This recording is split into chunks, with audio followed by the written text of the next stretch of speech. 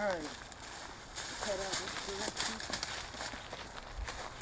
We're here in what you would call a pine forest with small oaks.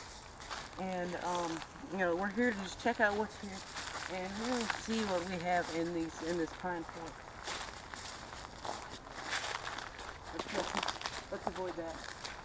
It's not important.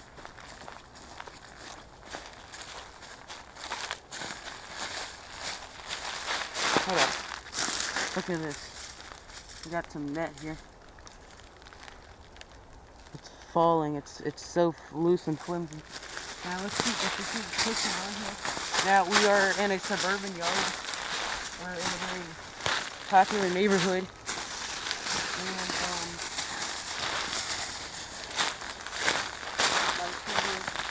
very suburban. But in little ecosystems and little pine forests like this, there's a lot of amazing cool things you can find out here. You just gotta know where to look.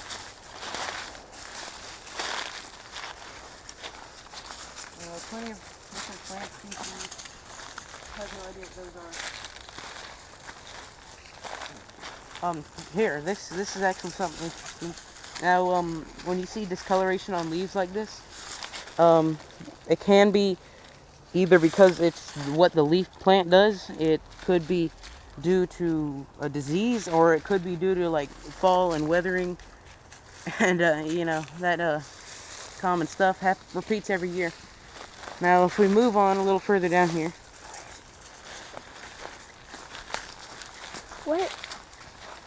What'd you say? Avoid using. Move a little further.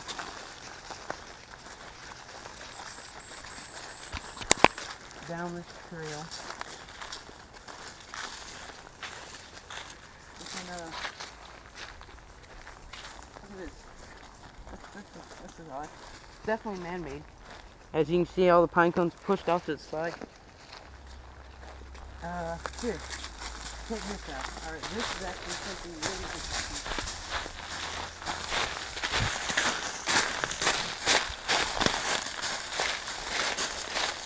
Got a easy way in here.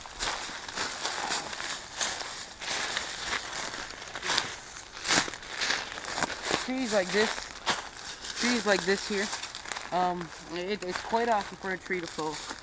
And when people see a tree falling, they ask, if a tree falls in the woods and no one's around to hear it, does that tree make a sound? I can tell you this, it does, alright? All you retards that came up with that, it does. Sound travels, alright? Someone eventually hears it. It can be the quietest of quietest, quieter, 10 times quieter than the church mouse. It makes a noise. Freaking whales can hear stuff across the freaking ocean. Pretty sure that. Alright, now let's go ahead a little further. We're getting into a real violent situation. Like I said, like I always say, keep an eye out for snakes.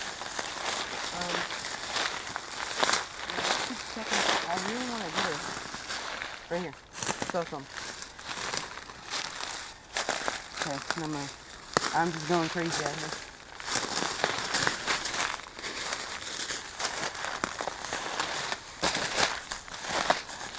Got put up, and this is what I like about the woods. You can weave in and out of them. It's really getting experience. Really, all right. Now here, this is something interesting. This tree here, there's a chance it can be edible, and the reason why it can be edible. Now, like I said, it can be. And the reason why it can be edible is if you can see here, this tree has spikes all over it. Now, looking at this, it actually doesn't look edible. I don't see no grasshopper chew marks, no caterpillar chew marks, no really like branches where, well, there ain't no deer out here. We're fenced in a suburban yard. But it's just, I don't see no bugs or insects. Well, I mean here, this one leaf is the only leaf I found that actually has a chew mark in it. All other than now here, this is a flower that came off this. But some plants actually do have a defense mechanism. This is a really neat defense mechanism. And you can see it has all these spikes here. It reminds me of the buffalo thickets that's found in Africa.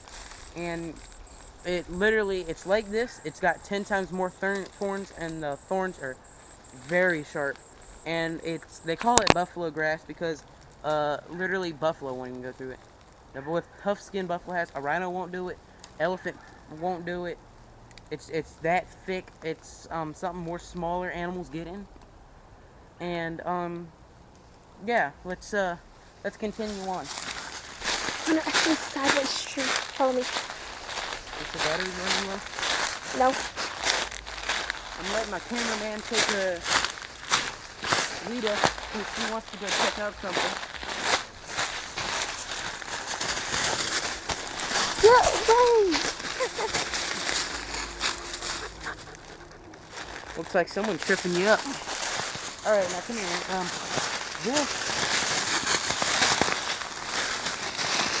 This is really kind of neat. It happens in nature occasionally.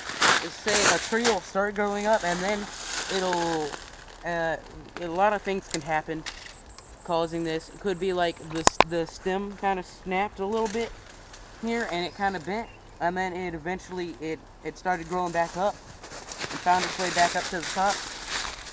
Hey Daisy. And found its way back up to the top. Now this is not my property. This dog is not mine. This is my aunt's property. Now here's another one. This tree did the same thing. It probably, hey, that's not edible, alright? I'm not sure what that is. And as you can see, stop that dog. Did you just try to bite me? This dog is a puppy. Yeah, I was about to say, I think he's mentally retarded. What? Did you just eat that? Alright, let's move away from the walking piranha.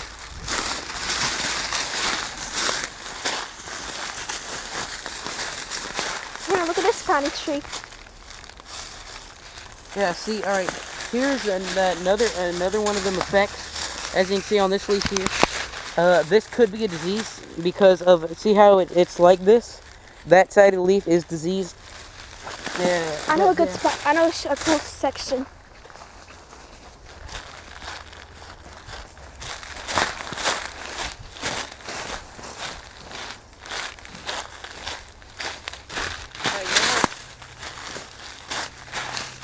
This is what we in the state of South Carolina, we call thickets. And thickets are small trees, small, very vine-like trees. And if you look up, it's really an amazing, ow. It's really an amazing view. Be careful when you're in here though. Usually thickets have thorns, like, you know, the saying thorns and thickets. It's really amazing here. I really like this. This is one of the things I like about South Carolina, and yeah. But you know, that's the video. If you like the video, like and subscribe, like always. And whoa, hold up. Check this out. Alright, this is something you don't often see. Alright, this trail once it wasn't heavily trailed, but this was a trail here. You can tell. But then this tree fell, and if you notice, all these leaves are stacked up here, which that means that tree has been there for quite a while. You can also tell by the lack of plants. See, this looks welted. It's definitely new growth, but it's welted, and you know that's not exactly healthy for the plant.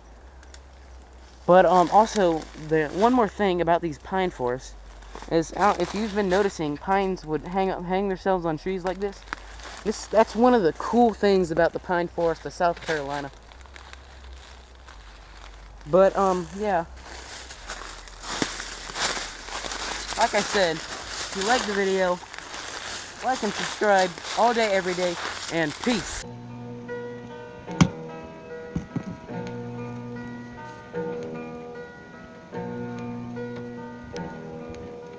Sunshine on my shoulders makes me happy.